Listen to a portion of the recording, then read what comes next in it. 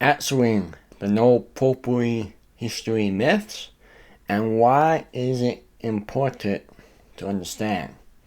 Hey everyone, and welcome back to another episode this week here at Catholic Table Talk Podcast. Host William Sabo joining you again on location again. That's the show today. We're going to talk about its no-popery history and the myths behind it. Past episodes we talked about the Crusaders, parts 1 and 2. The last 2 weeks we've been focusing on the Spanish Inquisition, parts 1 and 2. And this week, I decided we could have went back and forth of doing 1 or 2 shows, like we've been doing 2 shows, like I said. Or just kind of focus on 1 show, and I'm going to try to get through all the material in 1 show. So bear with me, this will be a longer episode. So if you're traveling in a car, maybe this is a good, hopefully you're going somewhere kind of a little longer today, so you can listen a little longer and back and forth. But it will be a longer episode, just because of the way the planning turned out. So I'll try to get through it. If we don't, then we'll see. But first of all, again, I want to thank everyone for your continued support. Don't forget to like, subscribe, comment, and follow our show on all of our platforms. And if you don't know where our platforms is, look in the description below. We will have links to them. I want to thank you for just spreading the word about it and just sharing it on social media and all this stuff. And don't forget to email the show at catholictabletalk@gmail.com. I almost did the website, but it's catholictt@gmail.com is the official email of Catholic Table Talk. So for shows, speaker requests, we got merchandise, get that, sponsorship, all those details at catholictt@gmail.com. So like I said, we're going to try and get through all this in 1 episode. So let's kind of get to it here. So we'll start off with, of course, an article which we back everything up by facts, right? So we start off with a Catholic Answers from Catholic.com article by Jimmy Aiken on the history of anti-Catholicism, otherwise known as no-popery history. And again, I don't have the book with me today, but it's from the Rodney Stark, Bearing False Witness. Like I say, he talked about the Crusaders in there. He talked about the Spanish Inquisition. We learned this stuff through Gary Michuta at Homeschool Connections. So thank you, Gary. I'm still putting the stuff out that you taught us as a class, and hopefully I'm teaching, or not, but sharing with you and learning about it. So Jimmy says, I won't read the whole article. You can read the whole article after the show. But Jimmy says, one of the most treacherous problems of Catholic apologists encounters is anti-Catholicism. In order to effectively counter it, we need to have some appreciation of its history. In a sense, anti-Catholicism can only exist if there is some other group of Christians to contrast Catholics with. Hostility toward Christians in the earliest years we had not been anti-Catholic, since at that time there were non-Catholic churches. However, some local churches did acquire unorthodox beliefs and practices that resulted in the separating themselves from the worldwide Christian church. The resulting groups were commonly named after their founders, like Lutherans, that stuff. The locations where they arose on the most distinctive doctrines, practices, or traits, or the monasteries were named after their founder, martyrs. The Cappadocians were named after the land of Pagan. The doctors were named after they claimed that Christ only seemed Greek to be human, and the qualifications were named from their instance on celebrating Easter on the 14th of Nicaea, even if it didn't fall on a Sunday. By the second half of the 4th century, there were enough separating particular groups in existence that needed to be a way that there need to be a way to refer to the universal body of Christians. Constructing the original church that Christ founded, the term that came into use for designating this all-embracing body was Catholicism, which is brought over into English as Catholic. Through it, it is often somewhat loosely translated as universal. It means according to the whole. That's why we say the universal church.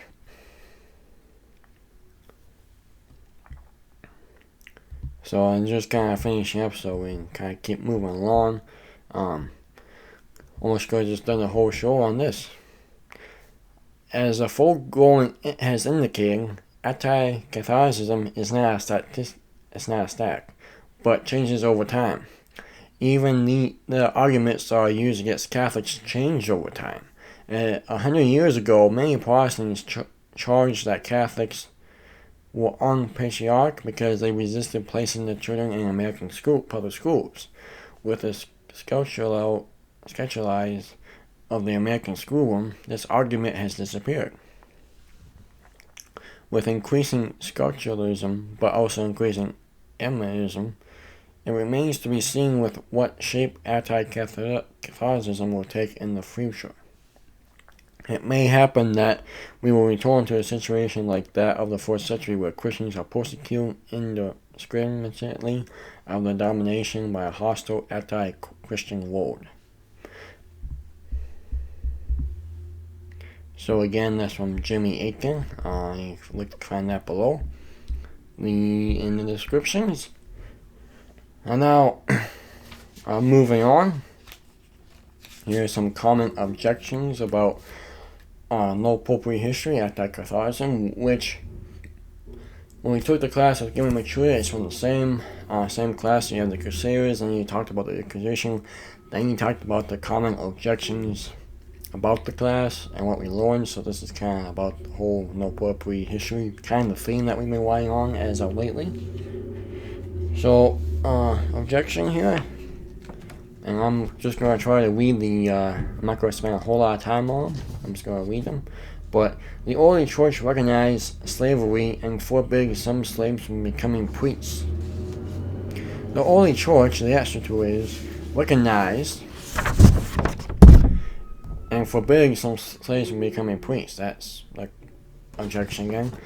Slaves had access to all the sacraments except ordination, where the permission of the master was required. So it was up to the church, it was up to the master. And we all know how slavery was. The master didn't want the slaves to go. 2 popes were what slaves? The slave-master relationships were transformed into family relationships, where a master and slave were brothers and sisters in the Lord. So that's objection. Objection number 2, it says 4, but I misplaced the first 2. So, since the 6th century and right up till the 20th century, it has been the common Catholic teaching that slavery is morally legitimate. And the answer to this one is St. Thomas Aquinas, if you know him. I hope you do. St. Thomas Aquinas, who lived from 1225 to 1274, recognized unjust chattel slavery was a since all rational creatures are entitled to justice. Therefore, it was opposite to the natural law. Slavery in Europe was essentially eradicated, except for areas affected by contact with Islam. So Islam had more of the slaves in that, and they were kind of a region of Europe. Otherwise, Europe didn't really have slaves. And most people don't want to say it. They don't realize that. They don't know.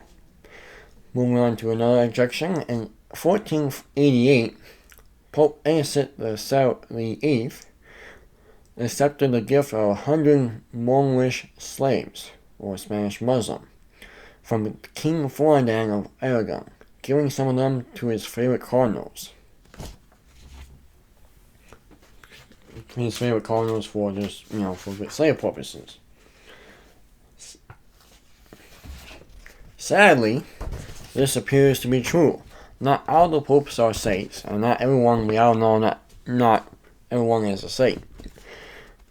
In fact, around 4 or 5 of them were quite immortal. Innocent VIII tried to unite Christendom against Islam, but his personal character was far from being perfect. He had 2 legitimate children before he became a priest. Illegitimate, excuse me. Faced with money problems, the Pope created and grant new offices to the highest bigly. Neglected prosecuting criminals in Rome, which led to the city's lack of security. Hypocrisy, saying or believing one thing and doing another. In Matthew chapter 23, verse 1 through 3, Matthew says, Then Jesus spoke to the crowds and to his disciples, saying, The scribes and the Pharisees have taken their seat on the chair of Moses. Therefore, do and observe all things whatever they tell you, but do not follow their example. For they preach, but they do not practice. Although Pope Innocent VIII didn't live up to the contrast teaching of the Church, he never taught that unjust slavery was permissible. And I mean, in these times, there is of course a huge controversial talk about Pope Francis, what he's doing and what he says and everything, both from a Catholic side as well as a non-Catholic side. And basically, Matthew chapter 23, verses 1 to 3, Jesus says it exactly. For they preach, but they do not practice. So, again, not all popes are saints, not all popes are perfect, but no one is. And we still have to pray for them, and we still have to recognize that they're broken in a broken world like we all are. Next objection. The Church turned a blind eye toward Spanish colonies who enslaved its people. And the answer is, enslavement in the Canary Islands, Pope Inigo IV threatened excommunication for anyone who did not restore to freedom slaves within 15 days of receiving the bull. So, excommunication, that's a serious topic. That's a serious deal. We don't really talk about that a lot today, and that's really serious. Within 15 days.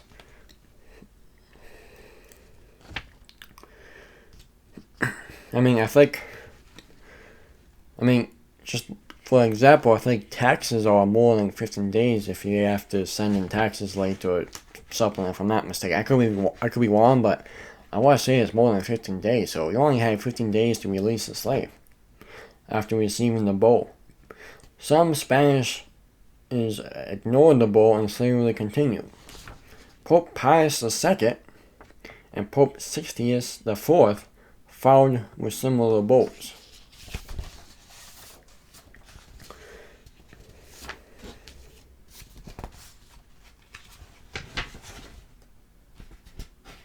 Alright. So, we're about halfway through here, so this is next objection here. Get that sorted out.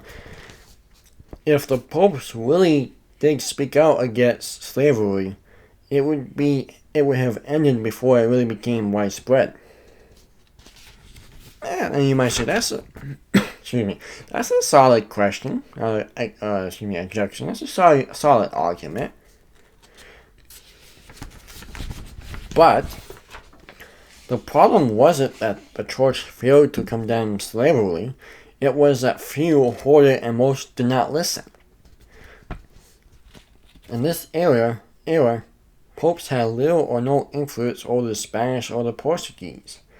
If the Pope had little influence in Spain and Portugal, he had next to none in the New World colonies as well, except indirectly through the work of religious orders. In fact, it was illegal even to publish a papal decrees in the Spanish colony possessions without royal consent.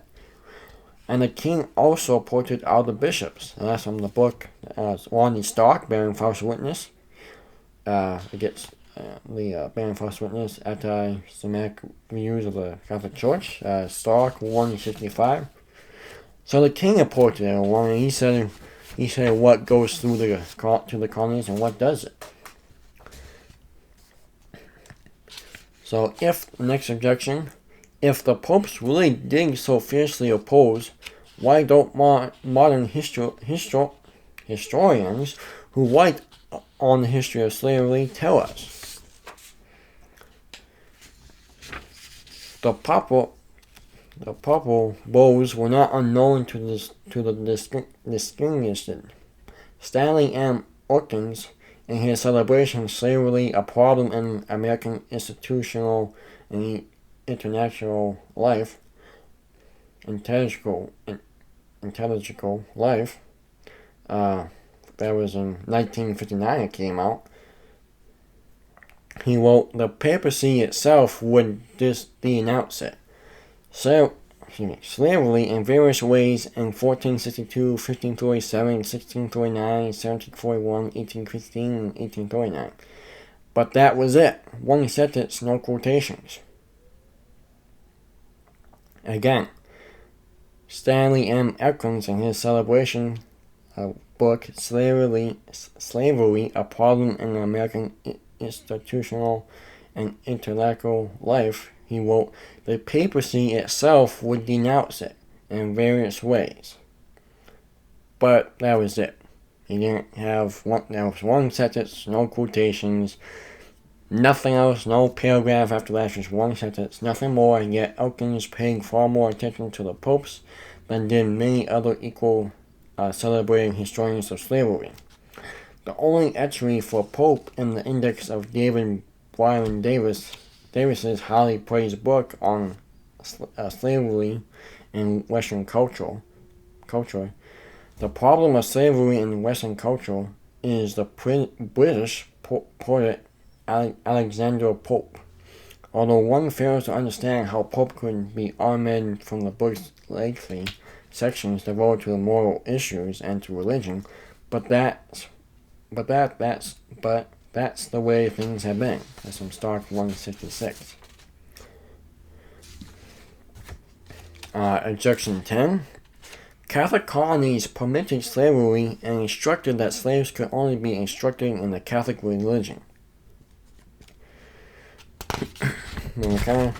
And if you kind of see, if you kind of listen closely, some of these start to kind of be repetitive. Like, you don't really get it. They're not the same, but they're kind of still kind of getting repetitive, at least from a Catholic view. You're kind of hearing, okay, actually saying the same question. So, although papal bulls had little direct effect on slavery in the New World, it didn't influence slavery codes in Catholic countries. Code Noir, N-O-I-R, that's the frat slavery code. Código Negro Español, there we go, I know a word there. Spanish slavery code. So those were the codes in the Catholic religion. The Code Noir, which is a frat slavery code. The code required owners to baptize the slaves, provide them with religious instruction, allowed them the sacrament of holy matrimony, which in turn became the bias for prohibiting the selling of a family member separately, like everyone talks about way back when, and even during Civil War before that. That's from Stark 166. It also included exemptions on Sundays and holy days, requesting minimal amounts of food and clothing that masters must provide, care for disabled and elderly. Article 39 ordered officers to criminally charge those masters who kill slaves or mutilate them. The code was still brutal, no doubt, but the British and Dutch had no legal limits whatsoever. Now, the Código Negro Español, Spanish Black Code, more humane than the French Code, was formulated from a 14th century Castilian code about the stern treatment of Moorish prisoners of war, guaranteeing the slaves the right to own property, could petition the courts to have themselves appraised so that they may purchase their freedom, the rights to work for themselves on the days off, including the 87 days a year they were at liberty because not having to work for their own owners on Sundays and holy days. Rural areas, slaves were permitted to sell produce and raise their own gardens. And then for the more Spanish Black Code, Stark points out in 1817 in Spanish Cuba there were 114,058 free black slaves, many times more than in all of the British West Indies.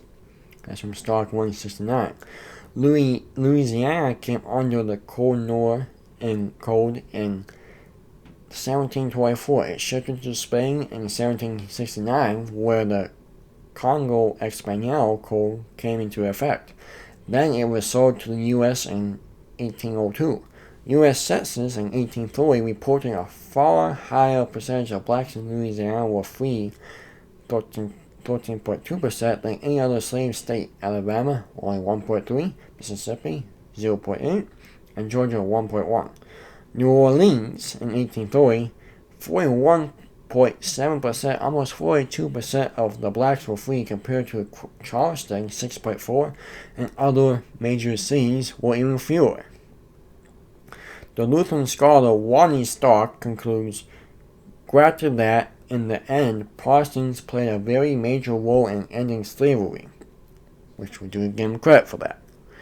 But, for many generations, the Catholic Church stood alone in efforts to migrate the honors of slavery, so much for claims that the Church taught that slavery was morally legitimate. So, let me say that again. The Catholic Church stood alone in efforts to migrate the honors of slaves, so much for the claims that the Church taught that slavery was morally legitimate. That was from Stark 171 to 172. So, yes. And now we're gonna talk about the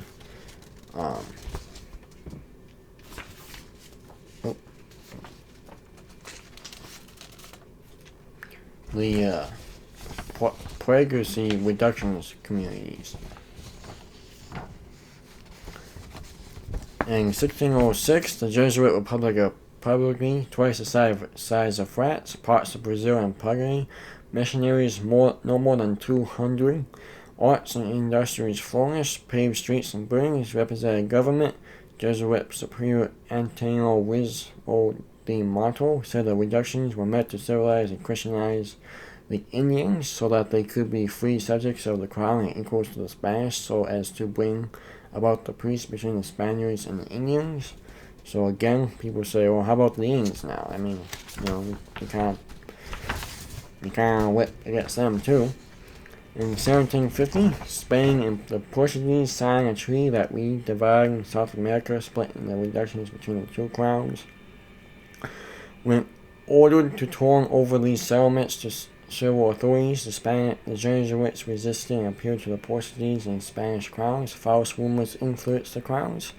1753, Spain and the Portuguese sent troops to take the reductions and were defeated by the Indians, who had muskets and cannons.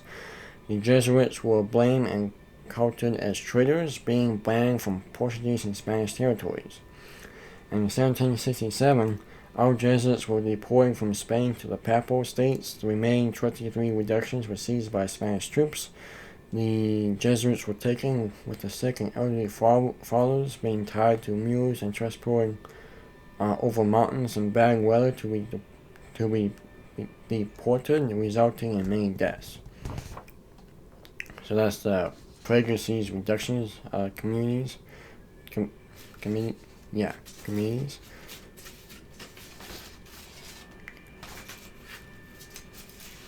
So, and that's about it for the myths of the No-popery history. Like I said, I misplaced a couple of them. Like this one, I just have the answer for it. I know there's an objection. It was going to be after that. But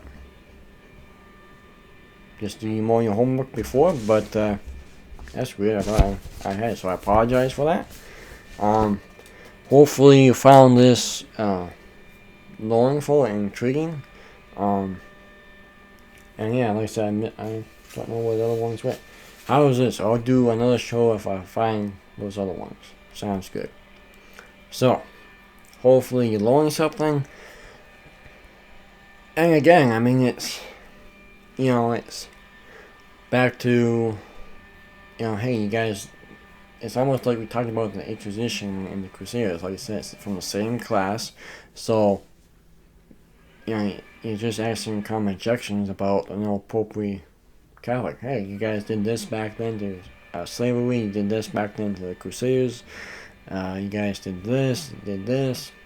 Nope, but now you have facts to back it up. And like I said, I'll put the description down for the Lonnie Stop book, so you can look at that and maybe order that just in time for the holidays. So yeah. So again, my apologies for not getting a couple of those other objections in. But we'll have a part 2 if you indeed find them. Otherwise, kept this short to us. So like I said, don't forget to read the description. Find us on all of the other platforms. Take a look at the article that I will post up. And if you have any questions about this, if something didn't, was it you couldn't understand, whether you're a Catholic or non-Catholic, or if I was a little fast in an area, just reach out and let me know. And like I say, if you have any questions, comment below in the comments, and I'll get back to them as soon as I can, because it helps me grow the podcast. It helps me do better next time, and it helps you understand more what is being said on the podcast. So, anyway, everyone, God bless you. Go to church, receive the sacraments, and God willing, we'll see you next time. Same place, on all the same platforms. We'll see you next time on Catholic Table Talk Podcast, the podcast where everything Catholic is on the table.